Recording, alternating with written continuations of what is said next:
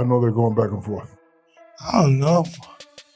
Yeah, I don't think they would matter. If he wants to make some money, Floyd want to make some money. About the number, if it was about the number, we could have started talk. I would have tell you, I'm not just interested. It make no sense for me. It's not my what I'm looking at right now. How many of those shots from Francis can you take? Tyson Fury, if you're talking clean, Tyson Fury only took one. Everything else, Tyson was able to roll with. Big Francis only had to hit him one time. Like, that's a compelling story, in my opinion. Mike Tyson has weighed in on the potential Jake Paul versus Francis Ngannou matchup, and his take has already sparked major discussion. Tyson admitted that while the fight might not be the most logical or evenly matched contest, it would still attract enormous attention and make serious money. He explained that the sheer curiosity about who would win makes it one of those rare crossover spectacles that fans— Such a big MMA fan, you know, I've been to UFC fights and I see you sitting octagon side. I can't help but wonder, if you had gotten into MMA as a young man, as a teenager, instead of boxing, how do you think your career would have went, Mike? Hey, I had no idea, but I'm really enthused about the MMA, you know, because I had no idea that Raphael, who's from a background in MMA, would know so much about boxing. I had no idea, you know, only thing I know about great boxing is the great Ed of Joffre, who was a legendary boxer who happened to be Brazilian, but never knowing, not being conscious that he would know that much about boxing.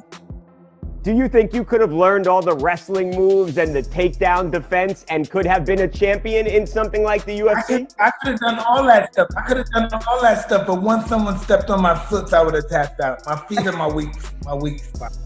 from both boxing and MMA simply can't ignore. According to Tyson, the unpredictability alone would make the bout a blockbuster event. But Francis Ngannou doesn't share that enthusiasm. The former UFC heavyweight champion has made it clear that even being offered a fight with Jake Paul feels like an insult to his name and legacy. Ngannou said that Jake hasn't earned the right to step in the ring with someone who's spent years dominating at the highest level of combat sports. He went on to say that such an offer reflects how much modern entertainment has strayed from real fighting, reducing the sport to spectacle over skill.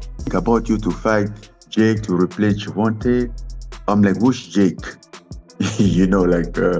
I was so confused, I wasn't expecting that at all. And he said, yeah, Jake Paul, he's fighting. And I'm like, no, bro, come on, don't disrespect me like that.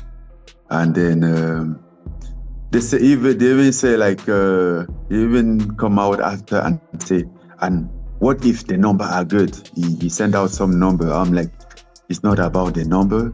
If it was about the number, we could have started talk. I would have tell you, I'm not just interested. It make no sense for me. It's not my Meanwhile, Chael Sonnen couldn't help but react to the rumors with a mix of amusement and curiosity. He admitted that while the matchup might sound crazy, it would still be fascinating to watch, not because it's competitive, but because it would test Jake Paul's toughness like never before. Sonnen joked that Tyson Fury, one of the greatest heavyweights in the world, was dropped by a single clean shot from Ngannou. And if Fury, who outweighs Jake and has decades of professional boxing experience, could barely handle that power, then Jake might be in real danger. Sonnen added that while Jake's confidence and ambition make him entertaining, stepping in against someone like Ngannou is an entirely different ballgame. Jake doesn't have the size, the power, or the chin of Tyson Fury, Sonnen said. If Fury could only take one punch, I can't imagine Jake surviving even that. Analysts agree. This story that Nikista's offering him the fight, but he's just not hearing it that way. Like, all right, you said you need help, and you called me, and I'm happy to help you, but what is it that I can do? So when Francis finally realizes it, he not only says no, he says he was offended. He said, Jake, you want me to bite Jake? Jake who? I said, Jake Paul. He said, that makes no sense. That's the last thing I would want to do right now. It's the last thing that I'm looking for. And, all right. Now that is a good and comical story. And I think that Jake Paul deserves a lot of credit for that. I would have really liked if that match would have gotten booked.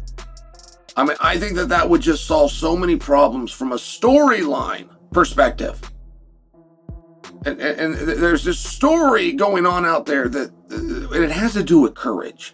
Now, how you ever question a combat athlete's courage, I think, is hard. How you ever question a boxer's courage, right? Where you've only got two things you can do, and they're both involve bludgeoning.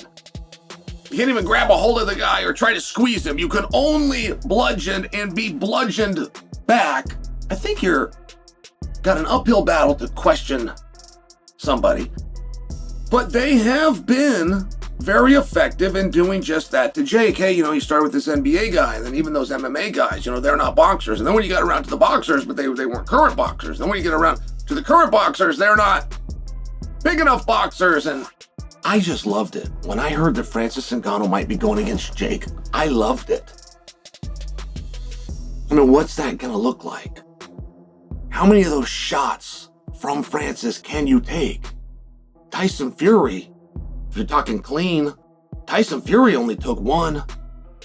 Everything else, Tyson was able to roll with. Big Francis only had to hit him one time. Like, that's a compelling. Francis Ngannou is not just heavier, he's far more powerful than anyone Jake Paul has ever faced. While Gervonta Davis, Jake's previously rumored opponent, is a lightweight known for speed and precision, Ngannou is a true heavyweight built on brute strength and knockout force. Experts warn that if Jake is genuinely serious about facing Ngannou, he would need to completely restructure his training camp from the ground up. That would mean bulking up, improving punch resistance, and adapting his entire fight strategy. Training to fight a lightweight requires agility and timing, but preparing for a heavyweight like Ngannou demands durability, balance, and raw physical power. Boxing experts insist that Jake can't treat this as another influencer event. If this fight ever becomes reality, he would need several months of specialized preparation under elite boxing coaches just to survive a few rounds. Whether this matchup happens or not, one thing's for sure, it's got the entire combat sports world talking. Unique. It would be something incredible. It's the same reason that I would be intrigued by a Jake Paul versus Anthony Joshua fight, although I would never advise Jake Paul to take a Anthony Joshua fight. I wouldn't advise him to take a Francis Ngannou fight either, because as much as Anthony is far better, which we saw when they actually fought, Joshua slept Francis Ngannou quicker than me after 2 melatonin. I mean, it was quick, fast, in a hurry, completely dominant. But we also saw Francis Ngannou go toe-to-toe with the heavyweight champion of the world at that time. Yes, he was out of shape. We understand that. But Tyson Fury on that night got the shock of his life when Francis Ngannou not only went toe-to-toe, but put him down and danced on him. To this day, I think that fight could have gone Francis's way. Point being, there are levels to this shit. Not just in boxing, but in combat in general.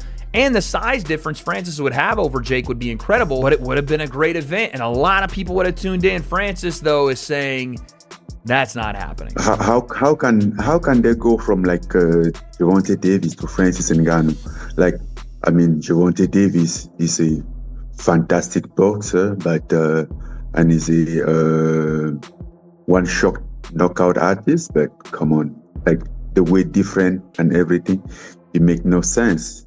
It's a good point. I mean, obviously, Francis is right about the weight difference, but it's a good point in general for what do you do next? Jake has sparred guys like Shakur Stevenson, Ray Ford, Montana Love to try to prepare for Tank Davis. And even if you book this fight on December 12th or December 19th, that's still a completely different fight than you were going into. Completely different matchup, size-wise, skill-wise, the things that you're going to need to even try to compete if it's someone like a Francis Ngannou or even an Andre Ward or whoever else, not just the fight style's different. That's all for today's update. Stay tuned for more boxing news and analysis, and don't forget to like, share, and subscribe so you don't miss what's coming next.